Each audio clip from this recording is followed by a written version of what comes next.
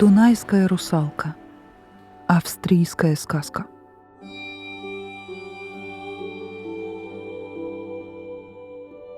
В час, когда безмятежно гаснет вечер, когда на небе сияет луна и льет на землю свой серебряный свет, является порою среди волн Дуная прелестное создание. Светлые кудри, обрамляющие прекрасный лик, украшает венок из цветов. Цветами увит белоснежный стан. Она то качается на мерцающих волнах, то исчезает в речной глубине, чтобы вскоре опять появиться на поверхности. Временами русалка покидает прохладные воды и блуждает в лунном сиянии по росистым прибрежным лугам, не страшась показаться людям, заглядывает в одинокие рыбачьи хижины и радуется мирной жизни их бедных обитателей. Нередко она предостерегает рыбаков, сообщая им о приближающейся опасности, ледяных заторах, половодье или буре. Одному она помогает, другого же обрекает на гибель, заманивая своим соблазнительным пением в реку. Охваченный внезапной тоской, он следует за ней и находит себе могилу на речном дне. Много веков тому назад, когда Вена была еще маленьким городком, и там, где ныне красуются высокие дома, сиротливо жались друг к другу низкие рыбачьи хижины. Сидел однажды морозным зимним вечером старый рыбак с сыном в своем бедном жилище у пылающего очага. Они чинили сети и беседовали об опасностях своего ремесла. Старик, конечно же, знал множество историй о водяных и русалках.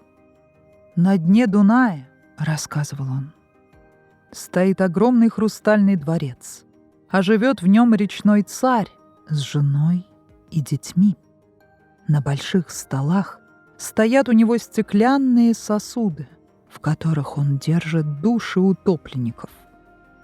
Царь часто выходит погулять вдоль берега, и горе тому, кто осмелится окликнуть его. Он в тот же миг утащит его на дно. Дочери его — русалки. Все как на подбор красавицы, и очень уж охочи до молодых пригожих парней. Те, кого удается им очаровать, в скорости непременно должны утонуть. А потому остерегайся русалок, сын мой. Все они прелестницы. Порой приходят они даже на танцы к людям и танцуют всю ночь до первых петухов, а потом спешат обратно в свое водное царство. Много были и небылиц, знал старик. Сын внимал словам отца с недоверием, ибо никогда еще не доводилось ему видеть русалок.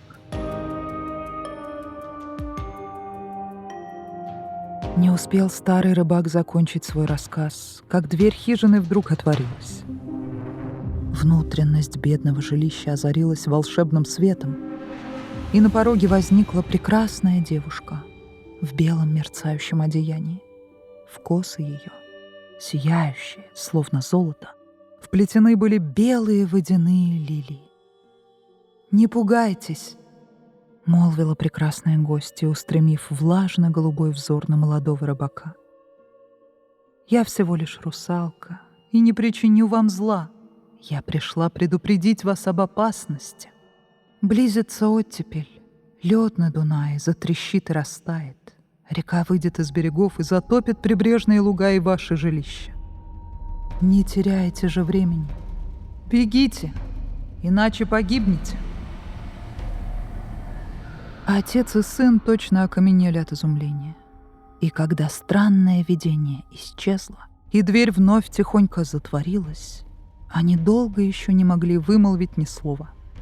Они не знали, случилось ли это с ними во сне или наяву. Наконец, старик перевел дух, взглянул на сына и спросил: «Ты тоже видел это?»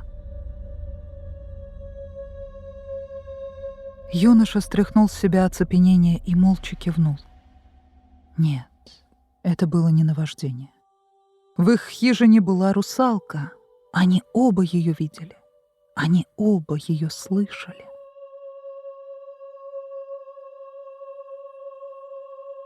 Отец и сын вскочили на ноги и бросились вон из хижины в морозную ночь.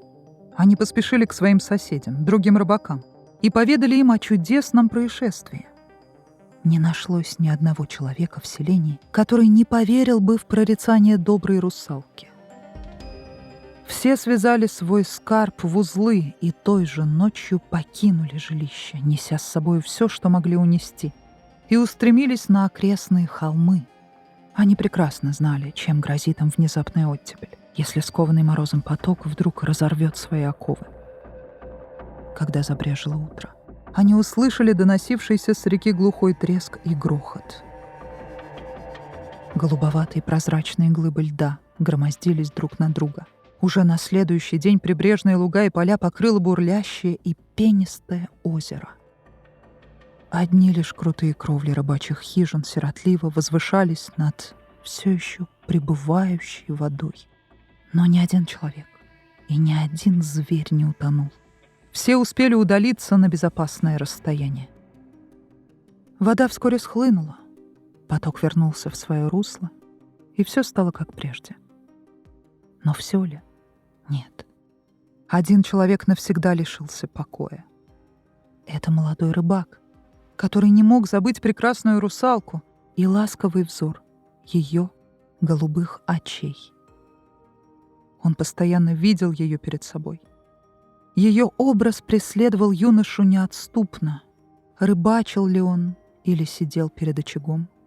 Она являлась ему даже ночью во сне, а утром, пробудившись, он не мог поверить, что это был всего лишь сон. Все чаще ходил молодой рыбак к берегу Дуная, подолгу одиноко сидел под прибрежными ивами и неотрывно глядел в воду. В шуме потока ему чудился манящий голос русалки. Охотнее всего он выезжал в своей лодке на середину реки и задумчиво любовался игрою волн. И каждая проплывавшая мимо серебристая рыба как будто нарочно дразнила его. Он перегибался через край лодки, простирал к ней руки, словно желая схватить ее. Схватить и удержать навсегда. Однако мечте его не суждено было сбыться. День ото дня все печальнее становился его взор. И все горче было у него на сердце, когда он возвращался вечером в свое жилище. Однажды ночью его тоска стала такой нестерпимой, что он тайком вышел из хижины, отправился на берег и отвязал свою лодку. Больше он не вернулся назад. Утром лодка его одна, без пловца, покачивалась на волнах посреди реки. Никто и никогда больше не видел молодого рыбака.